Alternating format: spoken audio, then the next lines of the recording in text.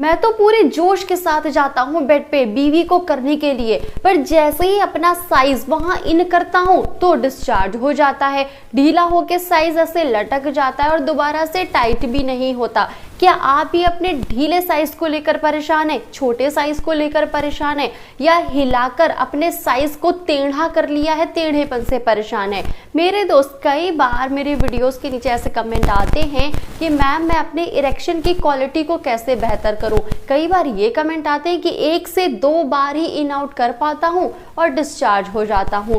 कई बार ऐसे कमेंट आते हैं जिनमें ये बात होती है कि मैं बस कुछ इसी तरीके से कर पाता हूं, जैसे 2 से 4 मिनट तक मैं टिका और फिर मेरा तो डिस्चार्ज हो गया। देखिए, हर तरीके के कपल है। कई बार क्या होता है कि कुछ की जो पार्टनर है वो ये डिजायर रखती है कि उनका जो पार्टनर है वो देर तक करे, या कुछ की कुछ टाइमिंग है। पर जब भी किसी लड़के की, पुरुष की टाइमिंग कुछ ऐसी है कि 2 मिनट तक इरेक्शन है, फिर इरेक्शन नहीं आता है, ढीलापन जल्दी आ जाता है, 3 मिनट टिक रहे हैं, 2 मिनट टिक रहे हैं, तो ये जो ऐसी जो टाइमिंग है ना, उसमें आप ये समझ लीजिए कि आप अपनी बीवी को सेटिस्फाइड नहीं कर पाएंगे।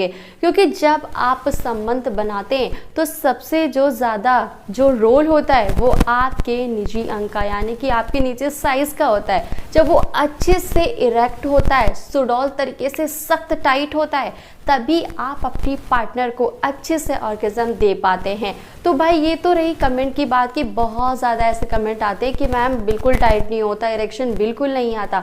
अब हम ये बात करेंगे कि भाई ये इरेक्शन आता क्यों नहीं है, और आता है तो ऐसे क्यों जल्दी चला जाता है।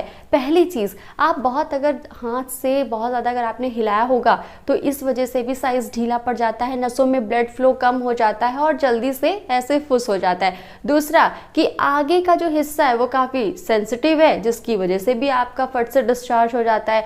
तीसरा, कई बार आप पूरी तरीके से रेडी नहीं होते हैं और आप बस करने लगते हैं। ये भी एक कारण हो सकता है कि आपको जो है इरेक्शन नहीं आता या बीच में आता जाता रहता है। तो अब हम ये बताएंगे कि आपका इरेक्शन देर तक कैसे रहेगा, सुडौल टाइट कैसे होगा, पत्थर के जैसा सख्त कैसे बनेगा। मेरे दोस्त, जैसा कि आप जानते हैं, जब मैं प्रॉब्लम के बारे में बात करती हूँ तो सोल्यूशन आपको ज़रूर बताती हूँ। वो 100% हर्बल होता है, नो साइड इफेक्ट होता है और असरदार तो होता ही होता है। तो हम आपके लिए लेकर आए हैं नेचर मीडिया के द्वारा बनाया गया lift up gold herbal massage oil. तो अब मैं आपको बताऊं कि जो लिफ्ट अप गोल्ड ऑयल है ना, ये इतना ज्यादा असरदार क्यों है। ये जो 4 मुख्यतः जड़ी बूटियां हैं इसको और भी ज्यादा ताकतवर बनाती हैं। पहला है अश्वगंधा, दूसरा है शतावरी, तीसरा क्लोव और है स्वर्ण माक्षिक भस्म। अगर आप इन चारों जड़ी बूटियों के बारे में पढ़ेंगे ना तो आपको खुद पता चलेगा कि मैम बिल्कुल सही कह रही है, तेल है बहुत ज्यादा ताकतवर। अब मैं आपको दिखाती हूँ कि ये किस तरीके की पैकेजिंग में आपको मिलता है। देखिए, ये इस तरीके का बॉटल है और मैं आपको इसको दिखाती हूँ। ये कुछ इस तरीके का लिफ्ट अप ऑयल का शीशी मिलता है।